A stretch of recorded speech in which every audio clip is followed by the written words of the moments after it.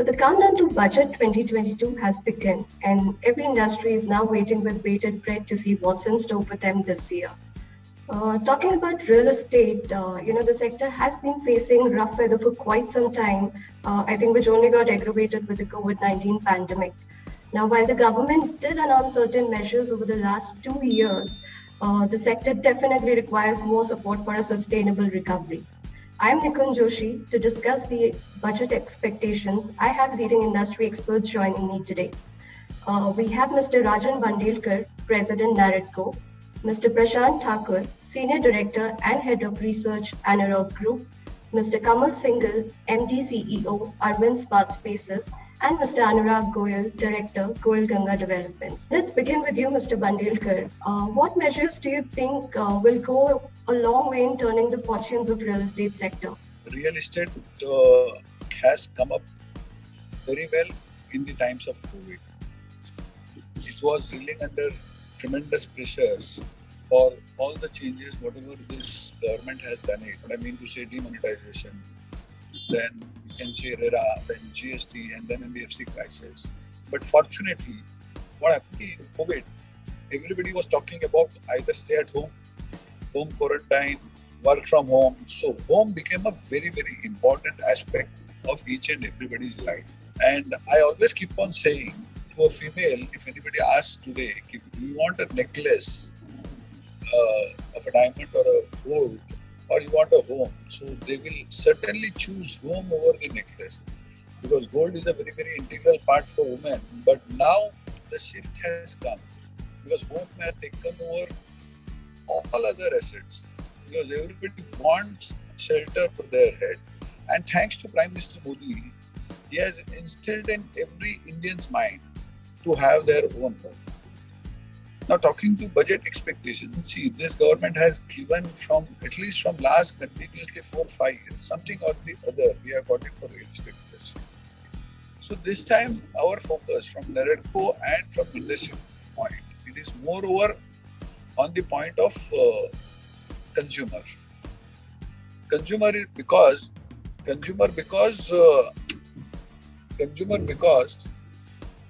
consumer is the focus and forefront. In Corona, we all came to know that because Maharashtra government reduced the stamp duty, and we all have seen the effect, what it has made to the real estate industry, especially in Maharashtra and the rest of the country also.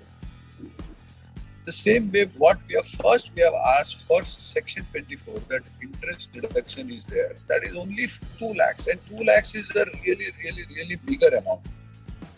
The government has given additional 1.5 lakhs, but in that 1.5 lakhs, they have put up a cap of 45 lakhs, flat value of 45 lakhs. So, in other terms, it is giving from one hand, and from the second hand, it's that nobody can take it. It's in other real term, it's just eyewash. So we have requested the government to give for first home. If any individual is buying their first home, entire interest amount should be given as deduction. Let it be. There should not be any limit ceiling on that interest amount, because we are self-sufficient in roti and kapda, but in makan, we want to be self-sufficient. Self-sufficient means, what I mean to say, every person should have their own home. So first demand is that. Second, thanks to central government, in Corona times, they have given us Emergency Credit Guarantee Line Scheme, ECLGS, if you have seen. The effect of that scheme has become that key developers never seen lower rate of interest. Practically, I will tell you very few. I can name the developers on the fingers. They only got the loan in single digit. Otherwise, everybody was in 2 digit, and that too also in a higher numbers. So what we are requesting government to give ECLGS guarantee scheme to all affordable projects, all affordable housing projects, because today RERA is there. So because of RERA, none of the developers can misuse the fund or they can divert the fund. So once you get easy capital at low interest rate, that is going to be beneficial for the entire industry, and it will benefit even the end consumer. These are the important 2 points If the government does both these points, it would be win-win situation for entire industry as well as consumer. Thank you. Over to you. Thank you, Mr. Rajan. Mr. Thakur, let's hear from you. What are your expectations from the upcoming budget? Hi, Nikunj. I think Mr. Rajan has covered most of the points, but a couple of things I would like to reiterate, and then the reason why these things are expected from budget. See, after a long time, we are seeing a harmony between demand and supply that is, evolving in the real estate, and which is good for the long-term growth of the industry. Now, what budgetary push is required to ensure that the demand remains at a very healthy level. So, number one, as rightly said, that the 2 lakhs of exemption on interest paid on home loan has been there for a quite long time. And if you look at the way inflation has gone, and in the way that the quantum of loan that has gone, I think increasing that limit would definitely encourage home buyers to take home loans and then buy a property, because this is the best time to buy the property. Affordability is all-time best. Second, there has been a massive push by government towards affordable housing, and a lot of remarkable reforms have been made. But one thing I strongly feel that the ticket size definition of affordable housing has to be increased. Right now, it is capped at 45 lakhs. But if you look at cities like Mumbai, and to that matter even Bangalore or other tier 1 cities, 45 lakhs you don't get the required configuration. So in my opinion, it has to be a city-based ticket size cap. For example, in Mumbai it can be in the range of 55 lakhs to 1 CR, and in other tier 1 cities it can be in the range of 65 to 85 lakhs. So what that will do, that will stimulate the demand further. So that's what we need. The third is, how do we ensure that the supply side remains well lubricated? How does the developer is encouraged to take up the project? There has been a long pending demand of a single clearance window, and now it has become kind of an ask in every budget. But what impact it will have on the costing part? See, the developer, has to run from pillars to post to get approvals. And, most of the times these approvals that are required are very redundant. And then there are many agencies involved. And, it on an average, it takes close to 1.5 to 2 years. Just imagine the cost of the project that escalates. And ultimately that gets passed into the pricing part. And then we face the challenge of price increase. So in my opinion, that is also, should be on the priority list if we really want to keep the supply side also healthy and kind of encourage the developers to take up such projects. And I also strongly feel that the tax incentive that was provided by the government for affordable housing projects to the developers, that is expiring on 31st of March 2022, should be extended by a year.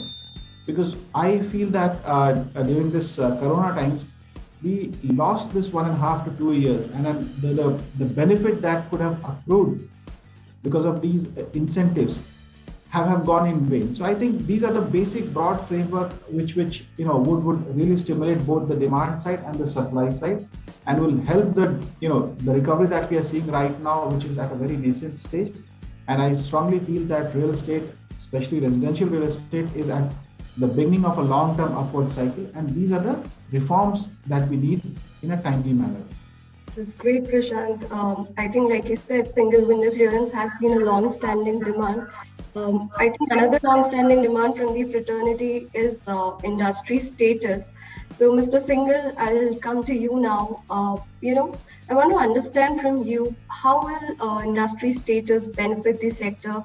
And honestly, do you think 2022 is the year when the industry will be recognized the sector will be recognized as an industry? So, great, thanks for giving me this opportunity, Nikunj.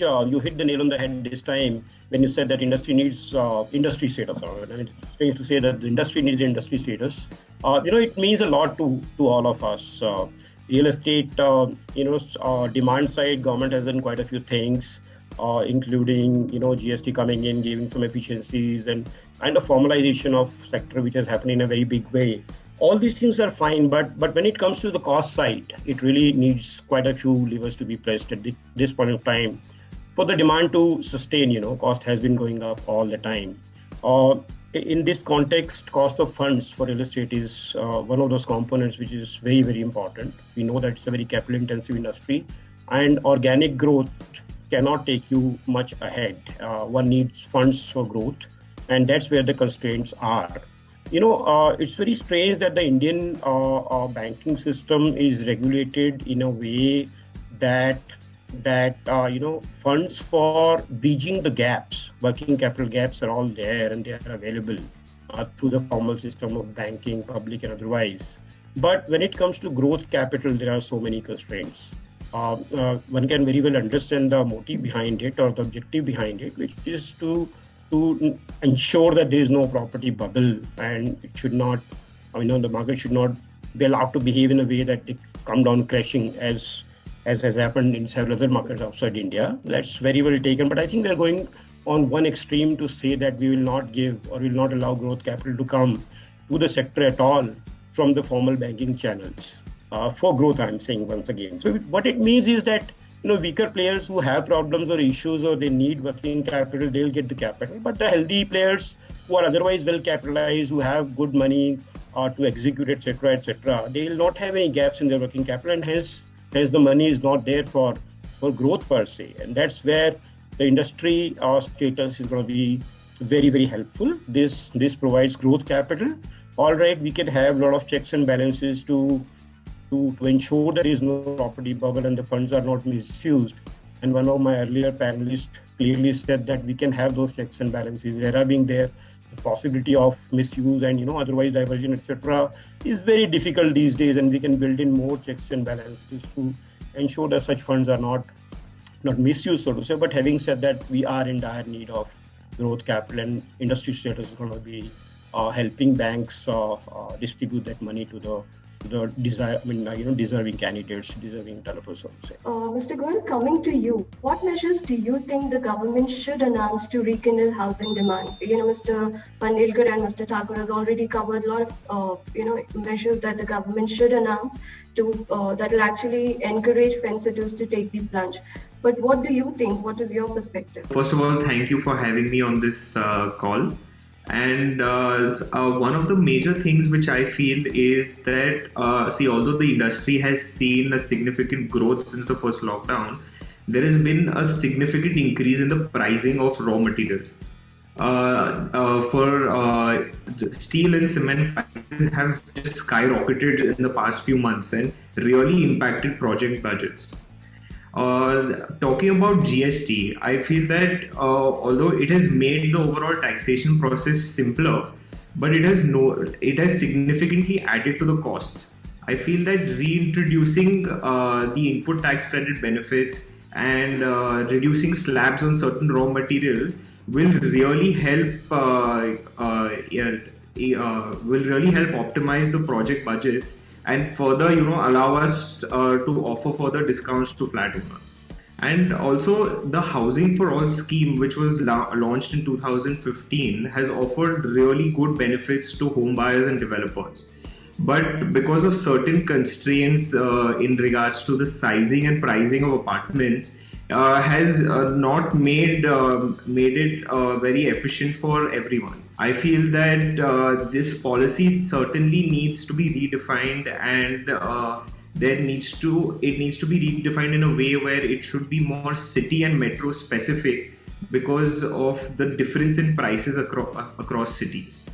And I feel introducing a similar policy for the mid-housing segment will also benefit a lot of home buyers. Prashant, you spoke a lot about affordable housing. Now that we're already in 2022 and the deadline to Housing for All by 2020 is fast approaching, do you think we will be able to meet the target?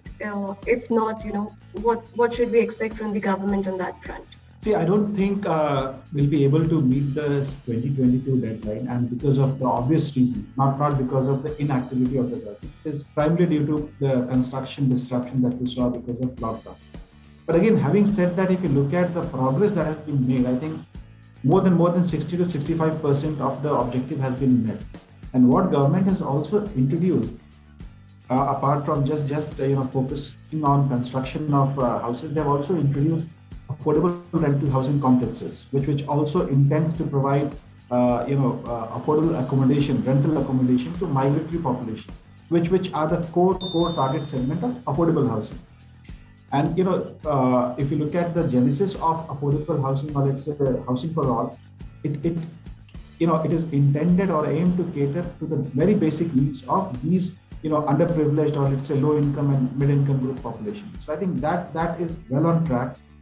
And I think the way the momentum has been set and the way we are seeing participation from the private developers is also encouraging. So that's what I strongly feel, that giving 1 year extension to all the incentives related to affordable housing would ensure that this delay because of Corona is brought back on track, and we meet the objective of housing for all, not in 2022, but let's say by 2024. But again, having said that, I think the objective is very, very noble. The efforts from all the agencies, including government as well as state agencies and private developers, has been very encouraging. So I think this slight delay would be covered with the momentum that we have gained. Mr. Bandelkar, would you like to add something to that? See, for affordable, what you are telling. First, I will tell you this PMAY and everything. We are hoping that the government will increase their timeline. And see, it's a dream what our Prime Minister instilled in each and every Indian in 2015 to have individual homes. And that's why he set up a target of 2022. I will tell you, as a president of NAREDCO or a real estate body, I am with government has progressed. In spite of Corona and so many difficulties, see, they have delivered on ground also homes. And if you see in tier 2 and tier 3 cities where developer never reached, developer never constructed, their government gave the money and people have built individual homes, which is very, very important. Otherwise, probably, I don't know when they could have got their homes on their own. Second thing I am telling you, Prashant Thakur told about affordability. I little bit beg to differ on that count. I will tell you, because see, when you stay in Mumbai in a 300 square feet, or in a Gurgaon in 300 square feet, or in a Kolkata at 300 square feet, the area is same. See, the price is different. So, for any government, only in April 2019, they put up a cap of 45 lakhs rupees. So, instead of we should correct whatever mistakes government has done it, we should tell them to correct it, because before that, the affordability was at 60 square meter. And on the contrary, we all association were asking them, because our standard of living is increasing, so from 60 square meter for affordable segment, they should make it to 90 square meter. Instead of increasing the area, they have capped us with the price. So we should only request one thing: the price cap should be removed, because if one person is staying at one bedroom, if he stays at South Mumbai, or he stays at MMR, or he stays at NCR, the same, because the area he is going to get the same. So the price cap should be removed, and once again, that area, we should go back to the area. Third thing I am telling you on GST, even though doesn't come under budget, but GST in 1/4/19 they have removed the ITC, which is once again against the fundamental of GST law. So what is our request is that once they can go back, and even if they don't want to go back, from 1/4/19 for all old projects, ongoing projects, they had given us an option whether we can go into the older scheme or a new scheme, we can switch over. Today, for GSTN, developers are their consumers. Like for us, flat buyers are our consumers. The same way for GST, developers are consumers. They should give us the option whether we want to choose whichever scheme we want to choose. If they give us the option, whichever developer, whichever scheme they want, they will choose it. And it would be a win-win situation for government as well as developers, because government is not going to lose anything on that. Thank you. Thank you, Mr. Bandelkar. Mr. Singhal, coming to you, are we expecting any positive developments on REITs front? We haven't really heard anything from the government on that. So, do you think we're going to have some, measures announced in this budget? Yeah. As you said, I mean, there have been a lot of expectations that industry has been expressing on REIT side. Commercial real estate is something which is an extremely important component of growth when it comes to real estate in specific and economy in general.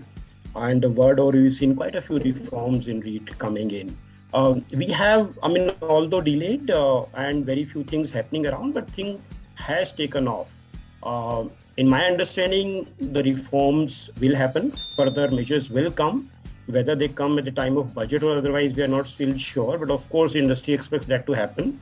And we are pretty hopeful that some of those should come through this time. Yeah.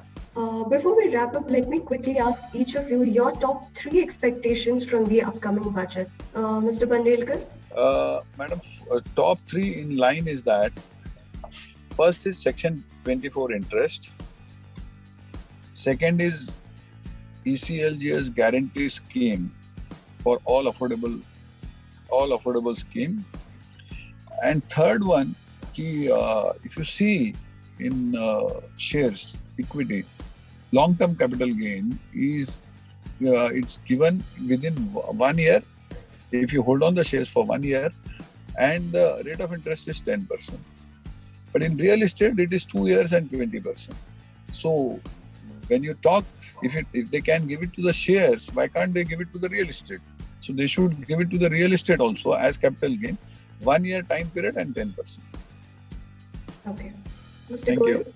Thank you. I feel that the flexibility in housing for all policy, taxation benefits like Mr. Bandelkar said in terms of Section 24B and long-term capital gains, and further reduction in the input GST would really help home buyers and make increase the demand for housing. Mr. Singhal? So on the cost side, it should be industry status so that the credit becomes cheaper for the developer. That's my number one.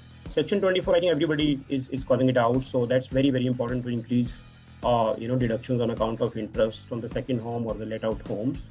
And the third thing, which is extremely important, which Mr. Rajan actually touched, the capital gains tax. I mean, 2 years and 20% is a little too high and it doesn't really encourage investment significantly from consumers' point of view. If it can be reduced, so 20 can be 15 and 2 years can be 1 year, etc., etc.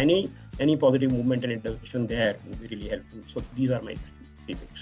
My top 3 would be, again, the number 1 would be increasing the limit on reduction on home loan under Section 24. The second would be increase the definition and all the incentives that has been given to the developer and the home buyers on affordable housing should be extended by a year. So these are my top 3, expectation from the budget. Well, the expectations are clearly high, but will these expectations turn into a reality? We'll have to wait till February 1st when the Finance Minister Nirmala Sitharaman will present the budget. Thank you.